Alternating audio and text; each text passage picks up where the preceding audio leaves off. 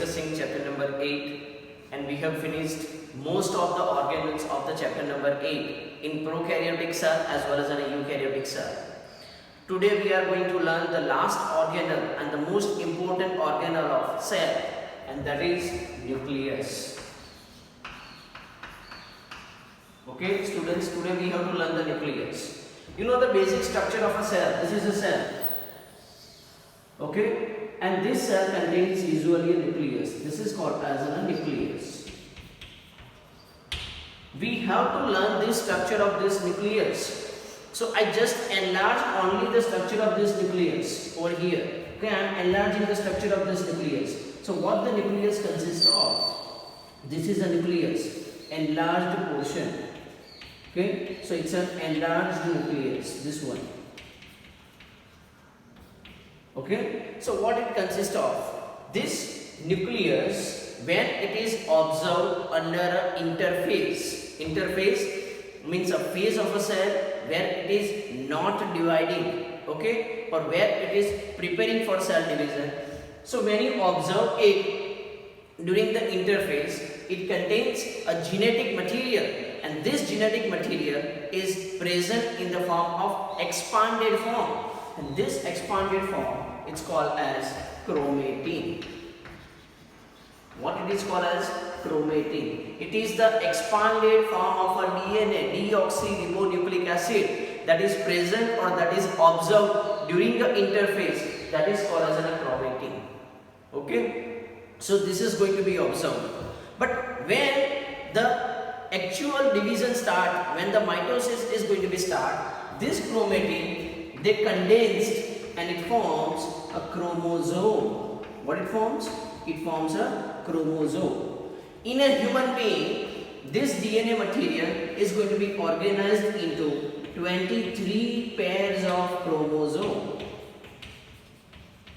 Okay, it gets organized into a 23 pairs of chromosome. Okay, or you can say a 46 number of chromosomes. So that is present. Either you can say 23 pair of chromosome or the 46 number of chromosomes, they are present when the cell actually gets starts to divide. Because when the cell actually starts to divide, it occurs in the form of condensed, and that we call it as a chromosome. So the DNA can exist in a two form. One is a expanded form and the second one is called as a condensed form. When you can observe an expanded form, the expanded form is chromatin, and that is observed during interphase. When it's observed? It's observed during interphase. Okay, and here this process start, that is observed during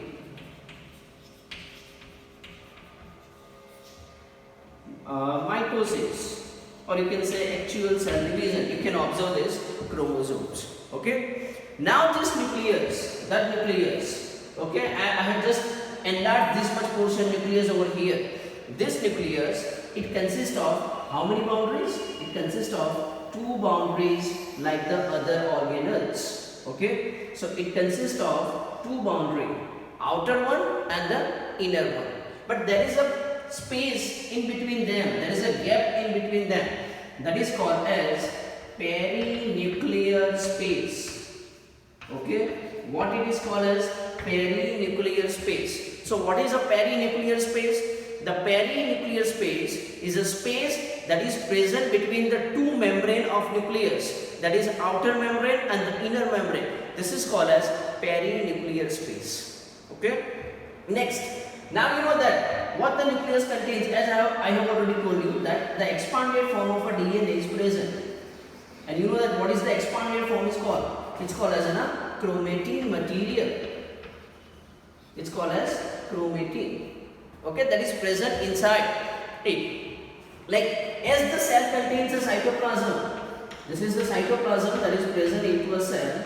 Similarly, the nucleus also contains its matrix, and that is called as nucleoplasm.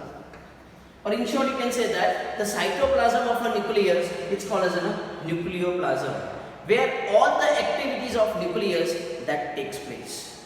The nucleus that contains the DNA either in the form of chromatin or in the form of chromosome, it has information to control all the activities of the cells.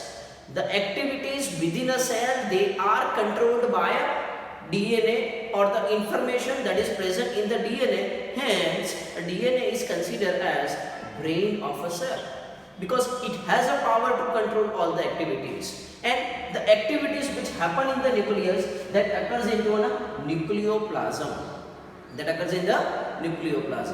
Now apart from that, what it has?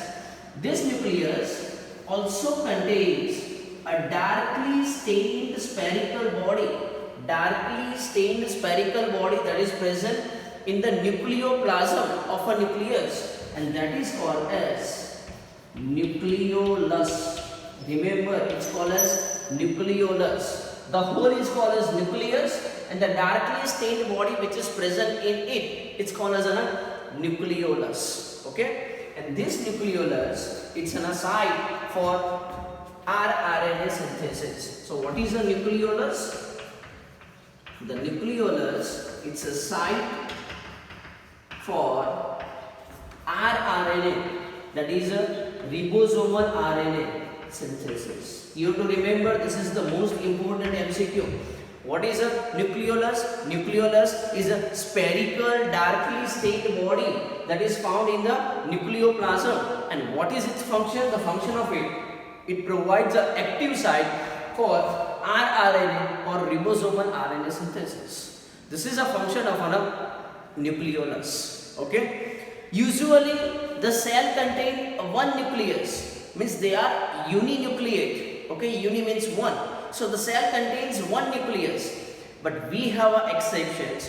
There are few mature cells which do not have a nucleus, and those cells which do not have a nucleus, they are called as anucleate. Okay, anucleate means they do not have a nucleus. And remember the examples which are anucleate. The first example is RBC, or you can also call it as erythrocytes.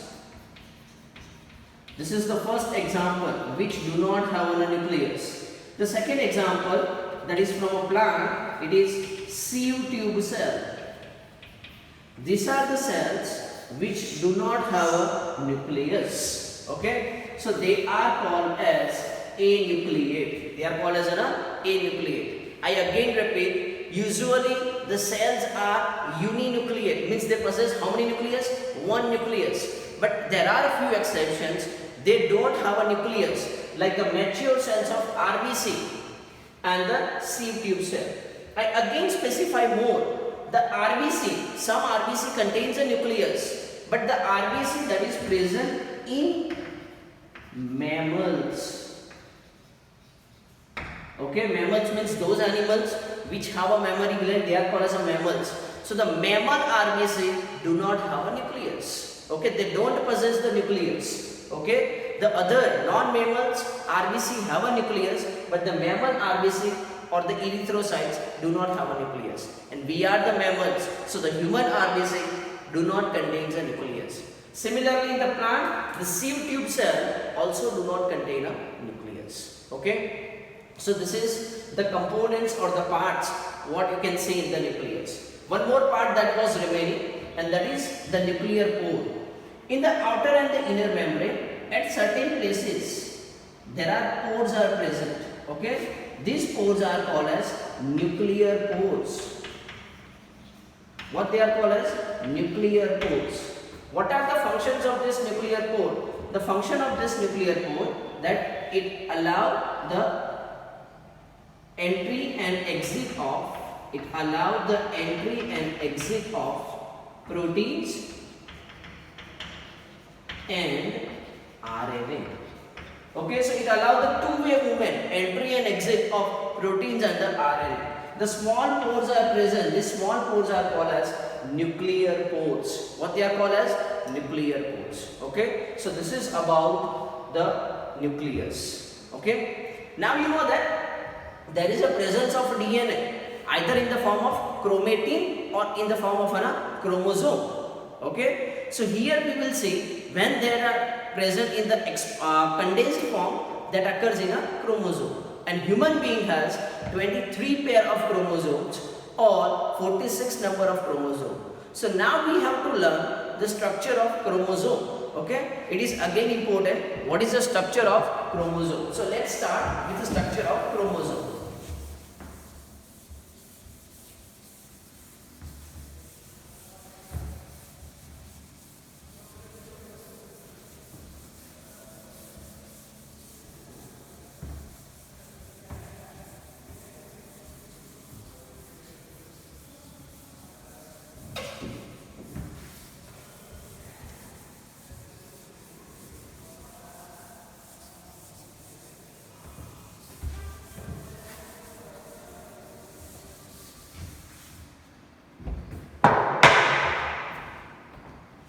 So what is the structure of chromosomes?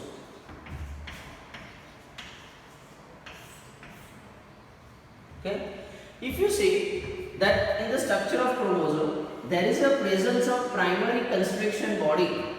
Okay, the primary constriction body that is present in the structure of a chromosome. Okay, next, on the both the sides of this, it contains the arm. This is the structure of chromosome. This is the structure of chromosome.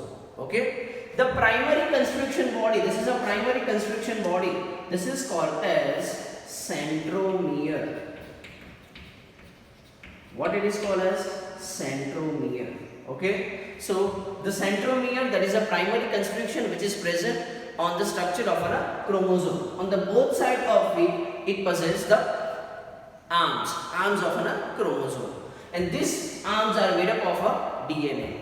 You are surprised to hear that one human cell that contains 2 meter long, one human cell, 2 meter long DNA. Okay, you are surprised to hear that the one human cell, okay, which you cannot see through your naked eyes, and within that cell there is a presence of nucleus, and that nucleus contains 2 meter long DNA.